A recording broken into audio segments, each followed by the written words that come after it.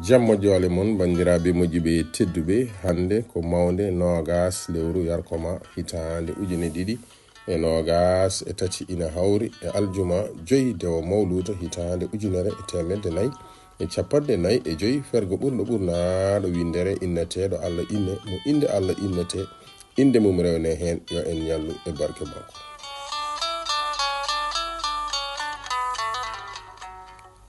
Darorde lewru korko ko ñande amde altine 11 lewru mboye hitande ujune ɗiɗi e nogas e nayyi ina hawri e 11 mars 2024.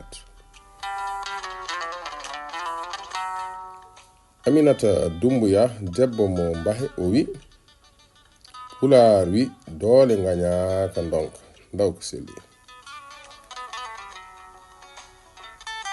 Natal men hande teddinirama dendagal pelle pulago windere fedde holko mbiɗa pullo fedde ɓamtare jowol fedde heblo sukaɓe Afrique haalirde ɓamti pulago añam yereyaɓe. Kuɗol tandine simo sare wajjuɓe ndeni sawtu koninkeliñol mo Madina Kaje Pawe walli fo Fatimat Samba Ndiaye mo cuuɗi meɗen Kahaydi ene wonani en to sengo YouTube Amadou Alajili mo cuuɗi meɗen Dulumaji Funami.